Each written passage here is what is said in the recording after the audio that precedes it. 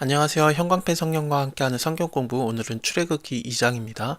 저번 시간에 이스라엘의 자손들이 생육이 번성하고 심히 강대하여져서 바로가 그것을 두려워하고 이런 명령을 내려요.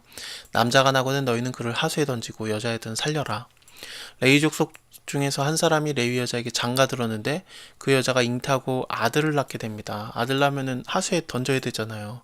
근데 아들을 낳은 거예요. 근데 또 보니까 너무 잘생겼어요. 3달 동안 숨겼다가 더 이상 숨길 수 없게 되자 그제서야 하숫과 갈대 사이에다가 두게 됩니다. 이렇게 하수에 던져야 되니까 그렇습니다. 근데 그냥 던져버리는 게 아니라 상자를 하나 가져다가 역청과 나무진을 칠해서 최대한 방수 처리를 합니다. 떠 있을 수 있게. 그뿐만 아니라 그냥 물에 던진 게 아니라 하숫과 갈대 사이에다가 둔 겁니다.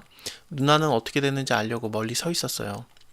바로의 딸이 목욕하러 하수에 왔다가 그 상자를 발견하게 되고 열어보고 우는 아이를 보게 됩니다. 불쌍히 여기고 이는 히브리 사람의 아기구나 이렇게 말을 하게 됩니다.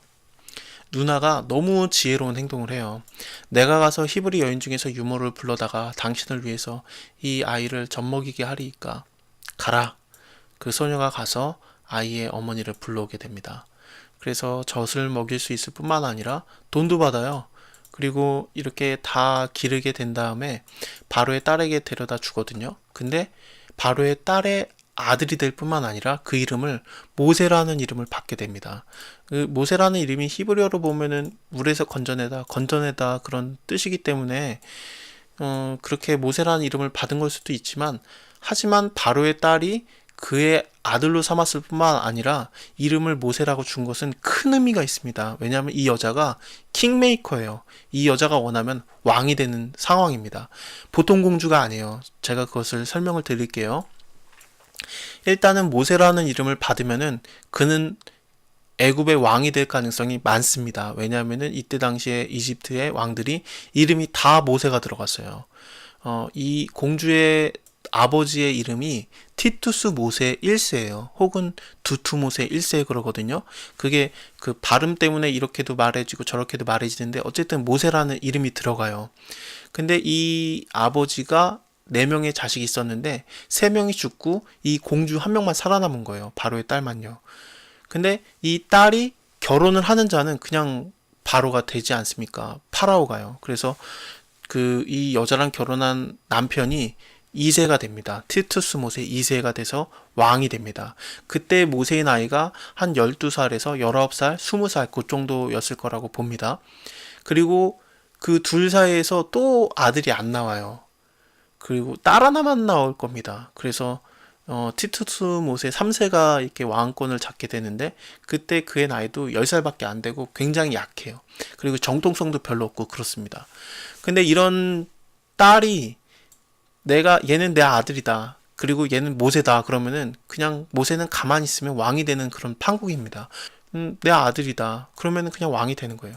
그냥 결혼을 해도 그가 왕이 되고 아들이다 해도 그가 왕이 되고 그런 진짜 킹메이커입니다. 그런 상태인데 아들로 삼아주고 이름도 모세라고 준 걸 볼 때 그냥 모세는 왕이 되는 내정자죠.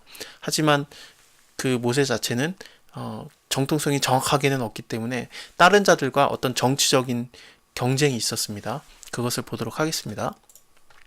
모세가 장성한 후에 한 번은 자기 형제들에게 나가서 그 고역함을 보게 됩니다. 어떤 애굽 사람이 히브리 사람 곧 자기 형제를 치는 것을 본 거예요.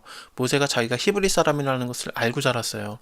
물론 그 공주가 이미 알아봤죠. 히브리 사람의 아기구나. 그뿐만 아니라 엄마가 그 젖 먹이면서 기를 때 너는 이집트 사람이 아니다. 히브리 사람이다. 그런 것을 교육했을 가능성도 있거든요. 그렇기 때문에 히브리 사람이 자기 형제라는 걸 아는데 애굽 사람한테 맞고 있는 거예요.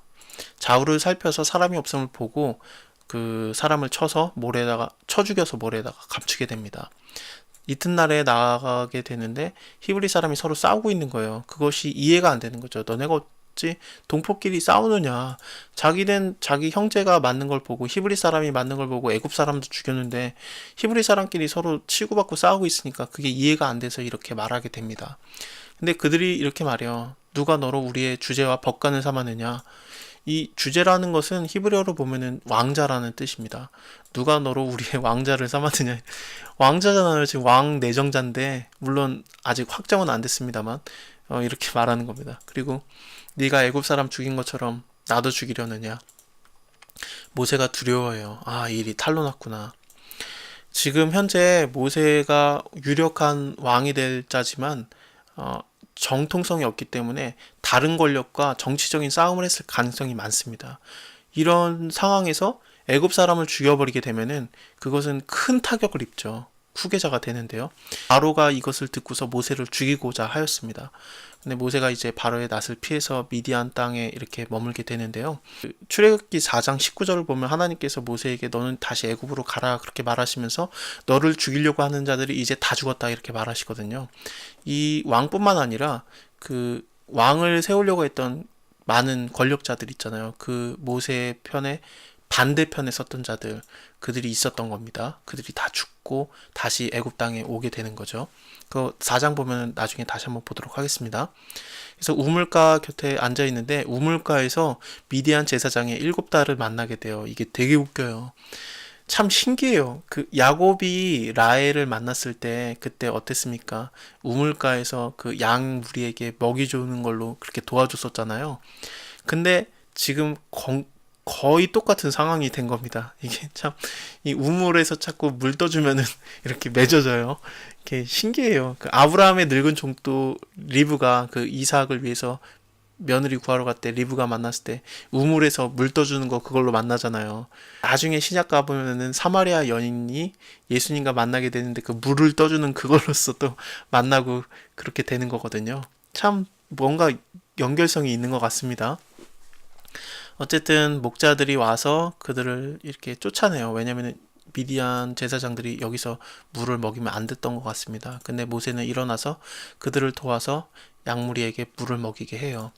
그들이 그 아비 르우엘에게 이렇게 말하게 되는데 르우엘이 누구냐면요. 그 이드로의 또 다른 이름입니다. 너네가 어떻게 이렇게 오늘 일찍 왔느냐? 한 애굽 사람이 우리를 목자 손에서 건져내고 우리를 위해서 물을 길어서 양무리에게 먹였나이다. 야, 그 사람 어디 있느냐? 너네 어떻게 그 사람 버리고 왔느냐? 빨리 청해서 음식을 대접하라. 그리고 같이 이렇게 지내게 되거든요. 그리고 그의 딸 십보라를 모세에게 주게 됩니다. 아들을 낳게 되고요. 그 이름을 게르솜이라고 하였습니다. 그 뜻은 내가 타국에서 객이 되었다. 그런 뜻입니다. 여러 해 후에 애굽 왕이 죽었어요. 그리고 40년 후에 모든 자들이 모세를 죽이려고 했던 정치적인 반대적 세력에 있던 자들이 다 죽게 되는 겁니다. 이스라엘 자손은 고욕으로 인해서 탄식하고 부르짖고 그 고욕으로 인해서 부르짖는 소리가 하나님 앞에 상달되게 됩니다. 하나님께서는 그 고통의 소리를 들으시고요. 아브라함과 이삭과 야곱에게 세운 언약을 기억하시고 이스라엘 자손들을 건념하시게 됩니다. 하나님께서 아브라함에게 말하셨었어요. 너의 자손들은 이방의 객이 되고 그들에게 고욕을 받고 하지만 4대 만에 너네가 다시 돌아오게 될 것이다. 그리고 많은 재물을 갖고 돌아오게 될 것이다. 그래서 이 땅으로 가나안 땅, 약속의 땅을 차지하게 될 것이다. 뭐 결국에는 아브라함, 이삭, 야곱에게 했던 얘기가 결국엔 그거거든요. 그것을 하나님께서 기억하시고 그것을 이루시는 겁니다. 이미 자손을 주셨어요. 그리고 이제는 가나안 땅, 약속의 땅을 주셔야 되겠죠. 다음 장 3장에서 그 가나안 땅, 약속의 땅으로 이끌 지도자 모세가 콜링을 받습니다.